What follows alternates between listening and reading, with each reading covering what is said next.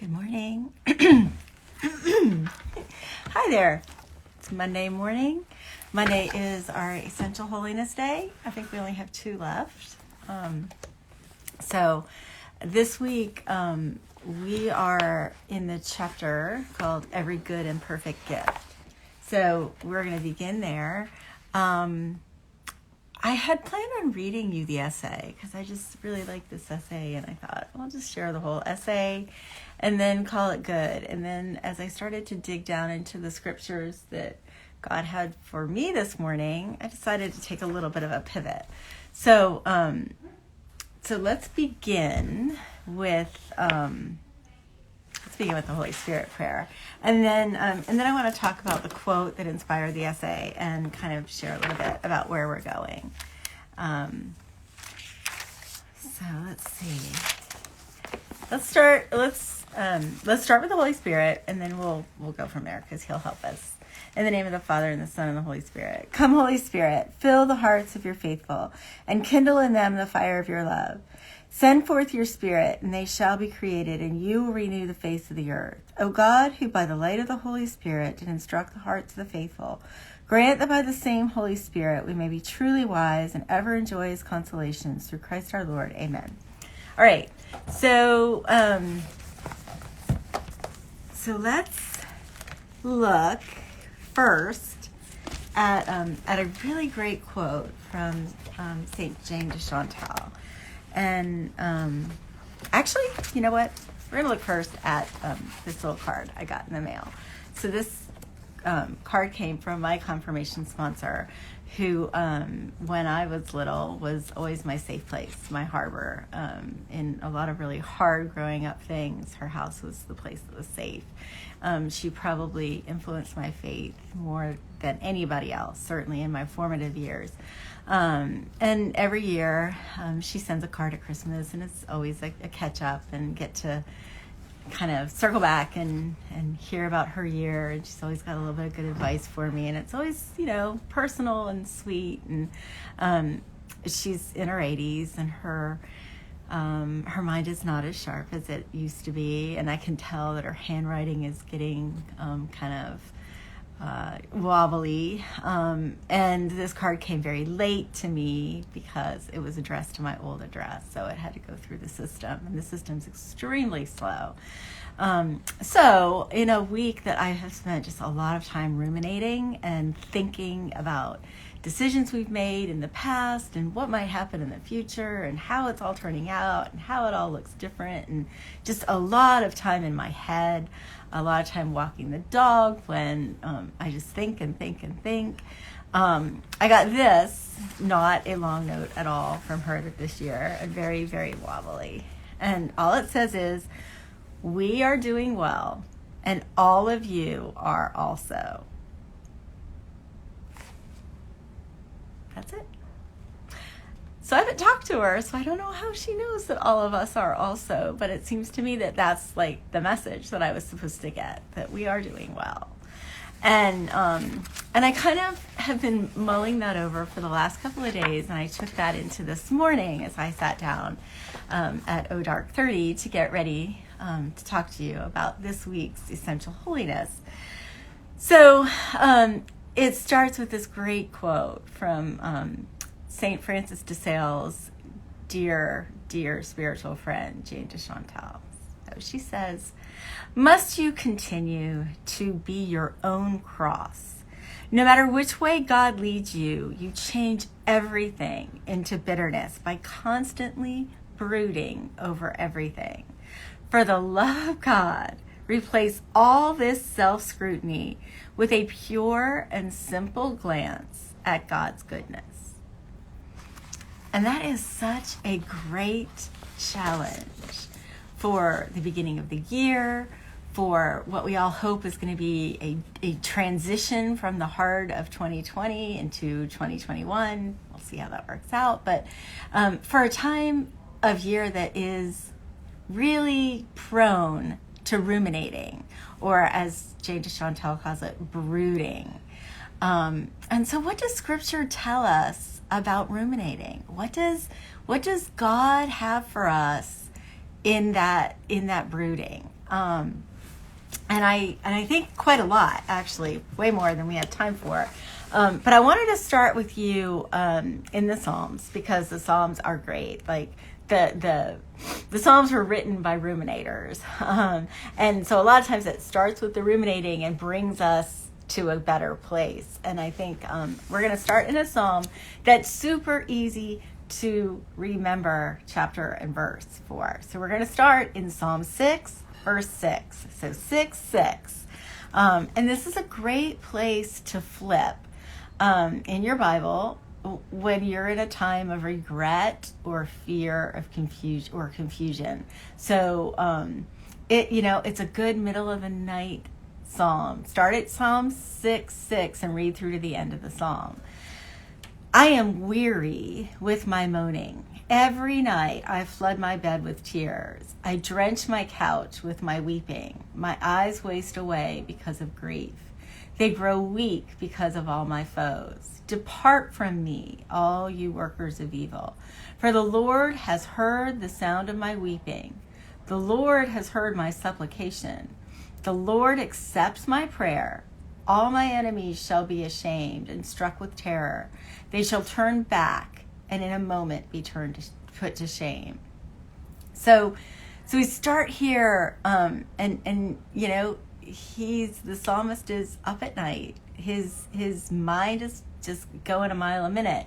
He can't turn it off.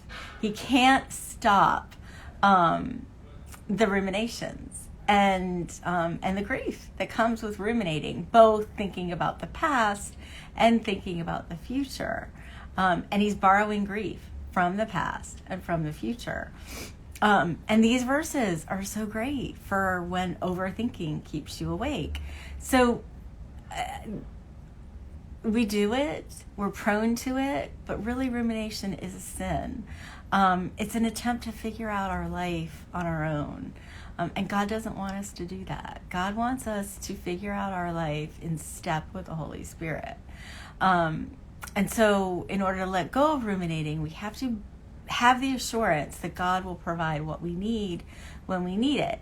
And that's why you start at verse 6 and you keep going and say, the Lord has heard my supplication. So what you're asking him, he hears. He is hearing you. He's accepting your prayer. Okay, so then where do you go from there? You know that you've put it in the hands of the Lord. And so much of essential holiness is about surrender. Like surrender is at the core of the message of essential holiness. But where do we go from there? Like it's a discipline. You need to stop ruminating, basically. We need to stay in the moment. We need to stay in the day. And